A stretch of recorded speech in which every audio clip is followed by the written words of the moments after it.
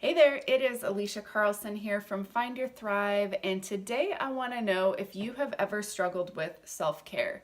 If you have, even if you haven't, go ahead and comment below now so that I can see those responses. Today I am going to teach you how to do self-care in a way that honors you and your goals without any of the guilt or shame that maybe you have felt in the past.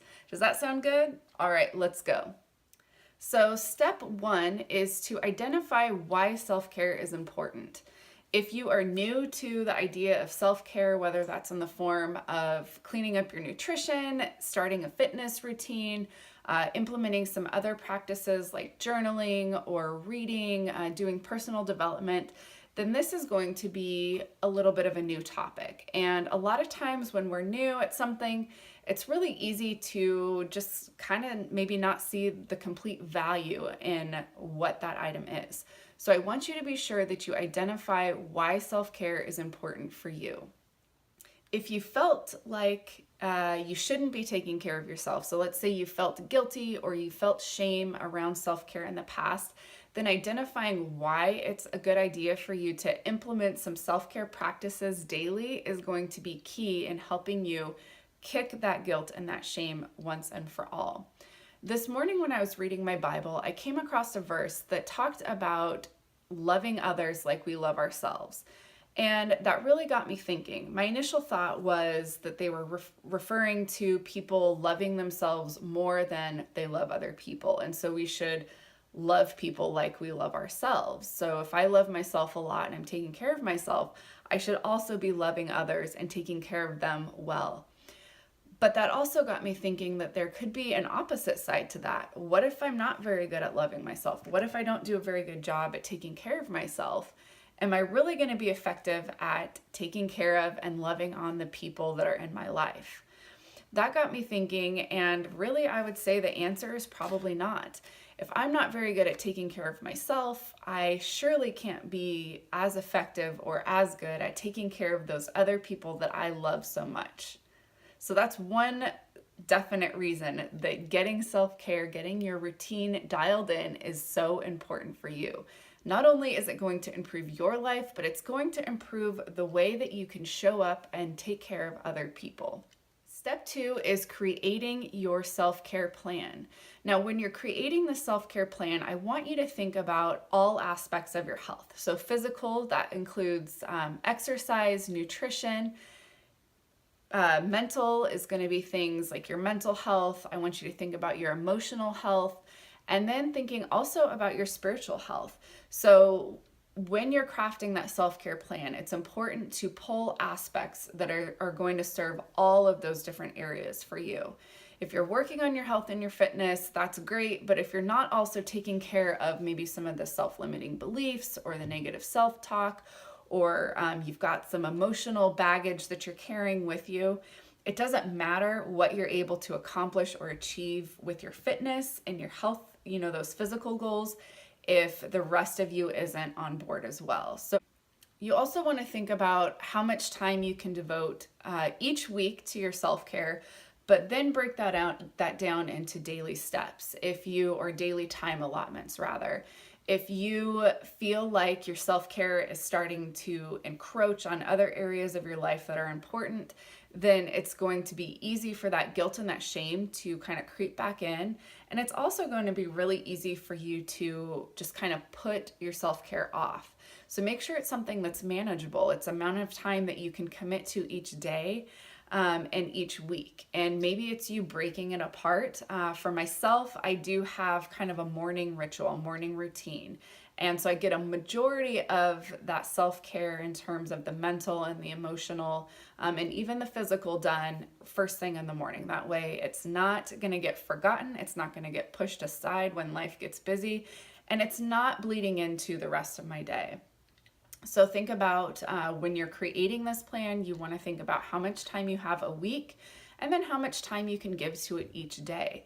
It might flux a little bit, so maybe some days you can do a little bit longer and some days it might be a little bit shorter. But I think finding a little pocket of time at least each and every day to invest in your own self-care is going to be huge in your overall well-being and in the way that you're able to show up in that world around you. Step 3 is going to be connecting with other women that are on a similar journey as you. So really building that tribe, building connections, creating some accountability for yourself is going to be huge in this. Whenever we start something new, it's easy to be super excited, super gung-ho those first few weeks, but then life kind of settles, the newness wears off, and it's easy for us to sort of backtrack and start to slip into maybe some old patterns. So having that group of women, or even just one other person that you can confide in, that you can share your victories, share your struggles in the self-care process is going to be huge.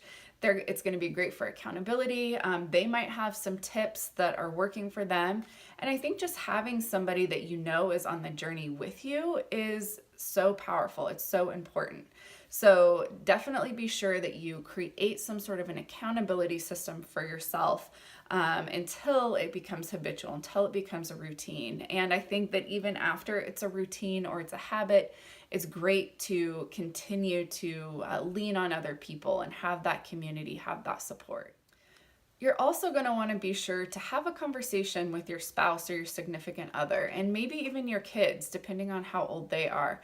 It's great when you are starting anything new, especially if it's something where you feel like you might be taking time from other people in your life, to just have an open conversation with them and let them know that you're going to start setting aside a little bit of time for yourself.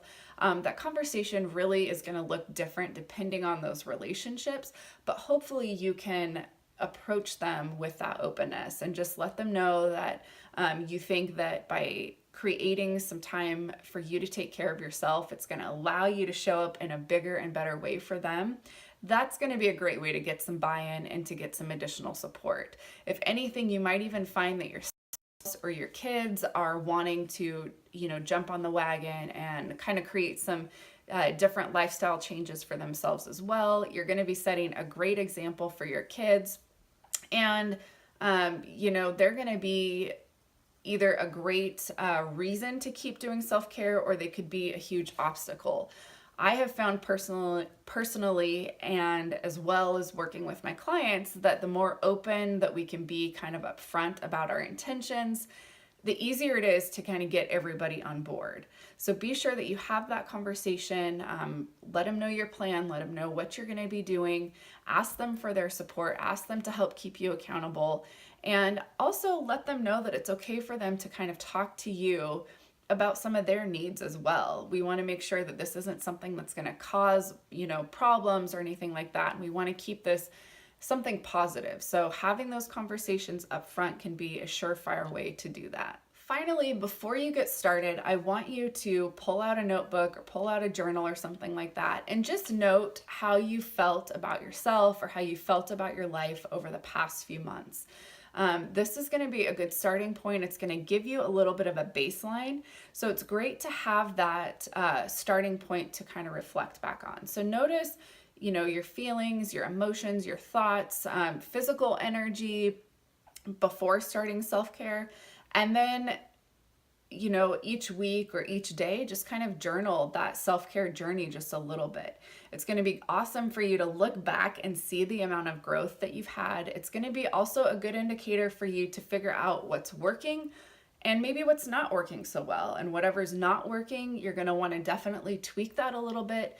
And it's always going to be a process, right? Like it's going to look completely different when you first get started to what it might look like a few years from now. But kind of keeping that journal, giving yourself a place to reflect, to kind of look at the process, look at how much growth you've had, and then also just a place of self-awareness, a place where you can kind of come and be an observer. So when you note your feelings or you note where you're at on your journey and you kind of come back to it later on, a lot of times the emotions aren't there anymore. So you're able to really look at what you journaled from that place of just being an observer, being a watcher, and just kind of noting if you see, certain patterns rise up.